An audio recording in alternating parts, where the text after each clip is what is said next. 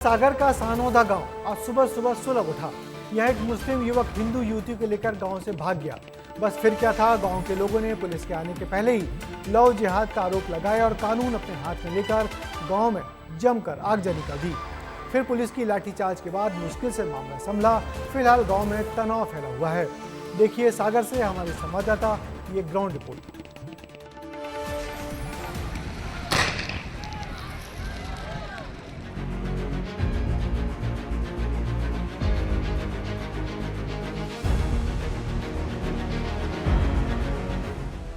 आरोप है कि सागर के सानोदा गांव में एक मुस्लिम समुदाय का युवक गांव की एक हिंदू लड़की को लेकर फरार हो गया। परिजनों को इस बात की भनक लगी और जब पुलिस को बुलाया गया तो भीड़ ने पुलिस पर ही पथराव कर दिया। पूरी घटना को इन तस्वीरों से समझिए। तस्वीर नंबर 1, जहां लोग पथराव करते हैं तो पुलिस को पीछे हटना पड़ता है। तस्वीर नंबर 2, जब भीड़ ने पुलिस पर पथराव किया तो पुलिस ने भी बचाव में आंसू गैस के गोले दाग दिए। तस्वीर नंबर 3, जहां इस उग्र भीड़ ने दुकानों में तोड़फोड़ और आगजनी की। तस्वीर नंबर 4, आग लगने के बाद उठा ये धुएं का गुबार बताने के लिए काफी है कि किस कदर सानोदा गांव में उत्पात मचाया गया।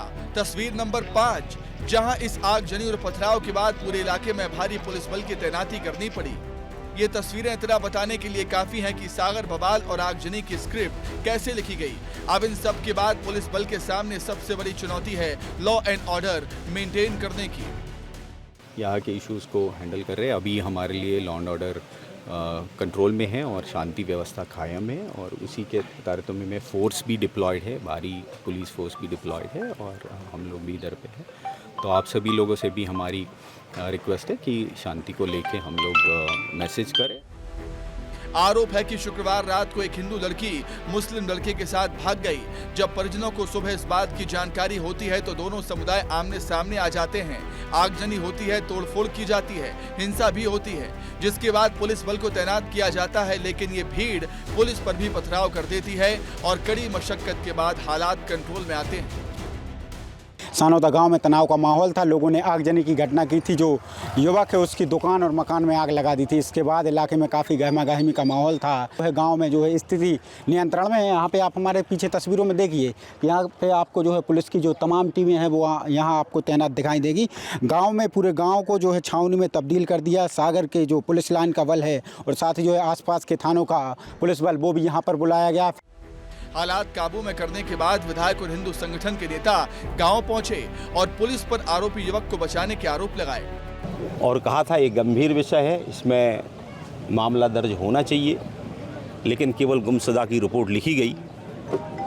हालांकि एक टीम गई है और मालूम पड़ा है कि बहुत जल्दी वो जो व्यक्ति ले गया है वो गिरफ्त में होगा। सबसे बड़ी कमी ये है कि भाई जब सब जानकारी थी तो एफआईआर नाम से क्यों नहीं की। और इसमें जहाँ तक जो जानकारी आ रही है कि जो व्यक्ति लेके भगा है वो बहुत जुआ, सट्टा, गांजा, अफीम और दारू का एक अवैध व्यापारी भी है। विधायक के आरोप है कि सिर्फ गुमशुदगी की रिपोर्ट दर्ज हुई। जब पता है कि आरोप किसने किया तो उसके नाम से एफआईआर क्यों नहीं की गई। सागर में स्थिति काबू में जरूर है लेकिन सामान्य नहीं। सरकार भी इस बात को जानती है। तनावपूर्ण हालात को देखते हुए डिप्टी सीएम राजेंद्र शुक्ल ने कहा कि सरकार जीरो टॉलरेंस की नीति पर काम करती है।